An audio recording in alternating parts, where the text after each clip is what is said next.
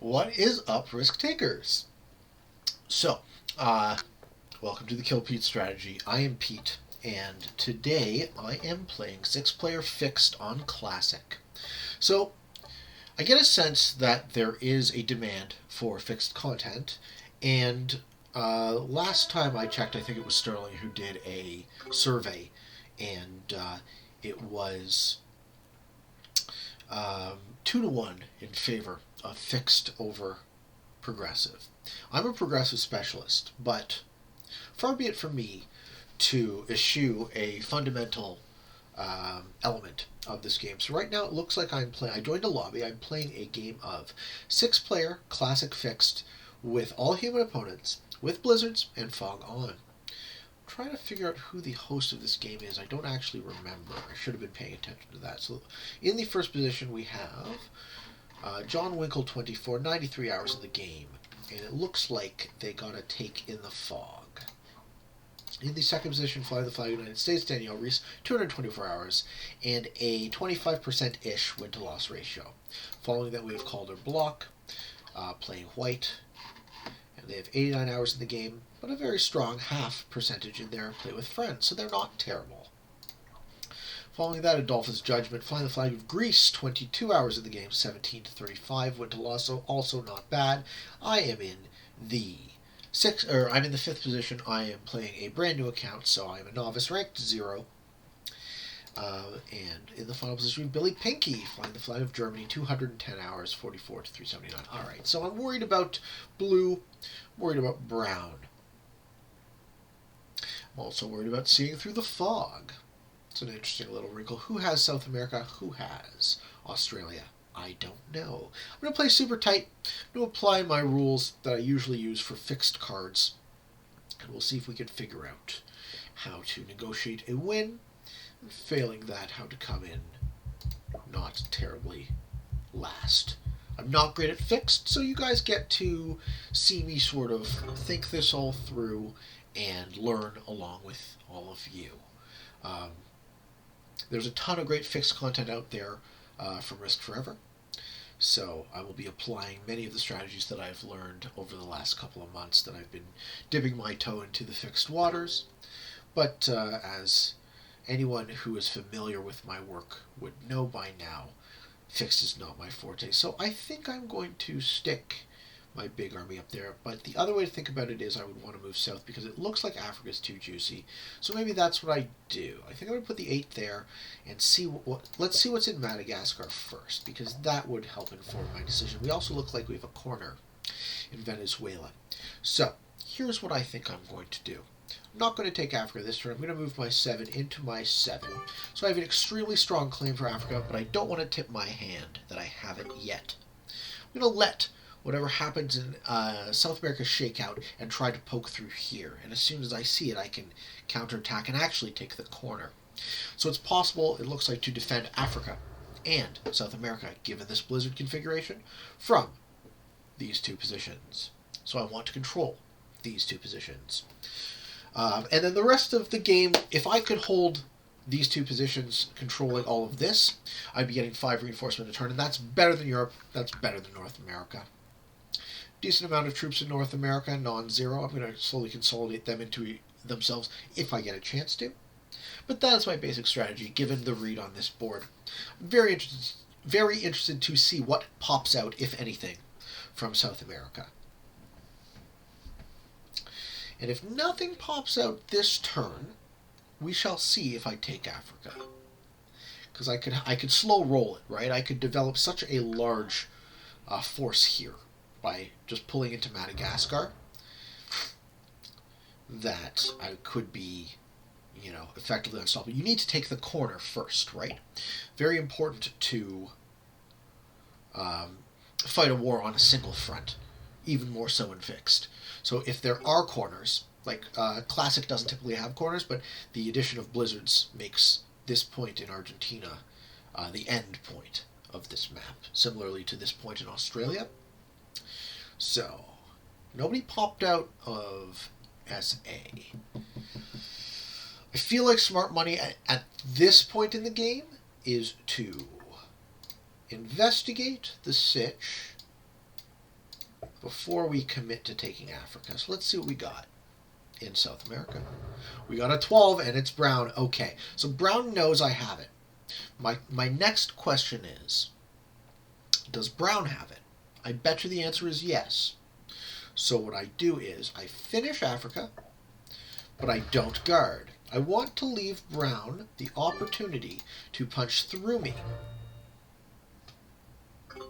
Or I get to see if he finishes. Because maybe he doesn't have South America yet.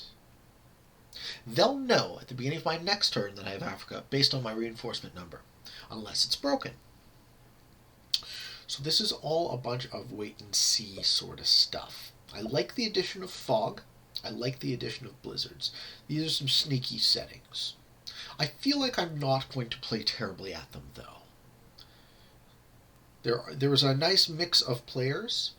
I'm just joining a public lobby, right? So I could have decided for my first game to host, but I figure I'm a novice, 0 rank in this account. Let's just play some fixed content and give you guys a bit of variety as far as what you could see in public lobbies. I'm very curious to see what happens with that 12, because I get a sense that the brown player is the host of this game, and they're not terrible. So, I don't want to get into an attrition battle with anyone, least of all an opponent who's good. Very interested to see if this 12 changes at all, if he puts all his troops there, if he is yet to conquer South America. My intuition tells me he has already conquered it, and that is why, either way, it made sense for me to leave an undefended front in North Africa. Alright, green gets a chip on me in North America. I have 2 2s. I'm not going to waste any time trying to bolster them. Okay, puts in 5 troops. He holds. He holds South America. Okay, so, and he's guarded. So, brown knows, or rather, I know that brown has South America. Brown is about to find out that I have Africa. So I think what I do is I put 2 troops in North America and get a take. Put the rest of my troops here. So now I change the tack, because he's going to find out that I have the 6. Just like that. So here's what we do. We switch the strat from guarding Africa to having it be a mutually assured destruction plan. If brown wants to fuck with me, I will fuck with him. So, brown knows I have Africa. Maybe the white player cuts into me. But I'd rather fight one opponent at a time. Fix is much less about who you can kill and much more about your board position. So I'm paying very careful attention to the fact that I've now taken Africa. I put brown in a corner. So I'm going to force the action. Either way, this could shake out well for us, or this could shake out very poorly. I'm putting my hopes that brown doesn't suck.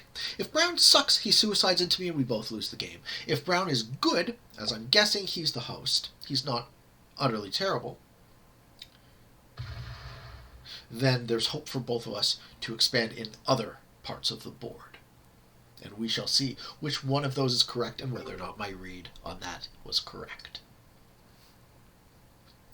I will let brown turtle in South America if he will let me turtle in Africa, and we can both strike in other parts of the board. And it looks like he's thinking about putting more troops into SA. Does he break me? Okay. I give the oops, and now I suicide into him. Oh, he allows me to break him. That was unexpected.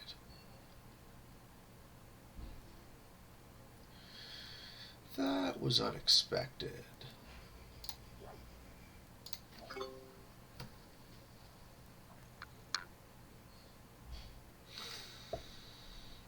Well, okay, so I know that brown has a 18 stack in Argentina. I'm losing my North American position now. It's not great. I have to be able to get a take. So, feel like I just lose this game to brown, but I'm not going to hand it to him.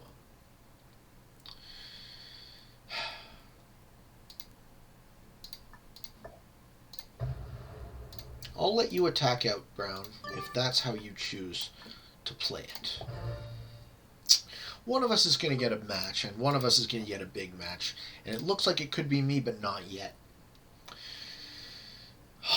Suspenseful with the fog. Don't know what everyone else is doing, and quite frankly, I can't be bothered because this situation has to be resolved. I gave him a road out. He's not going to take it. He's going to retake. I cost him 2 troops. He cost me 3 troops. There's no ability to negotiate because we have alliances off. It's not going to work out very well for me and Brown, this battle. I could escape. Then I hand him the 2 continents. He sees what I got. Desperately tried to maintain an exclave as well.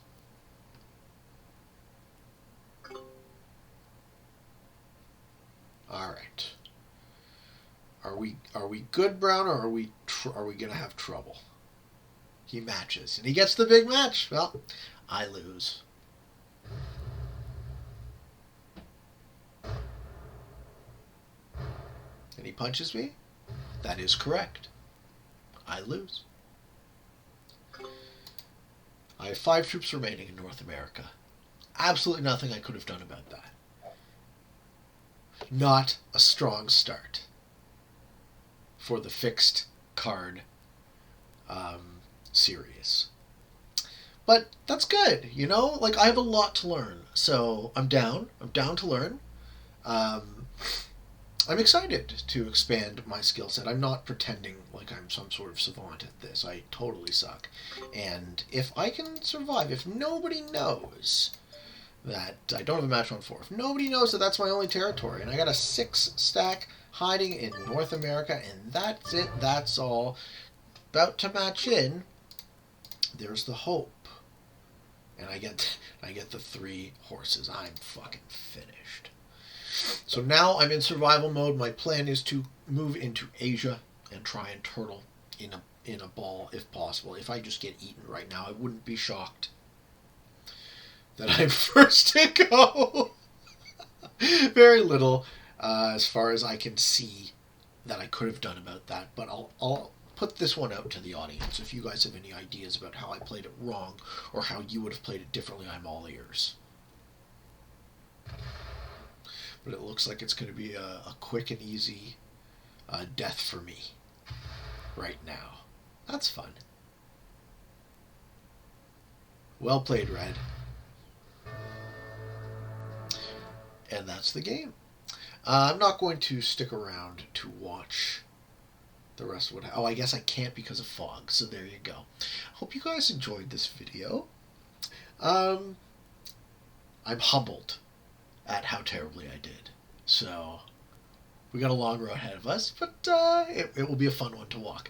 Until next time, for all of you on the path to world domination, good games and good luck.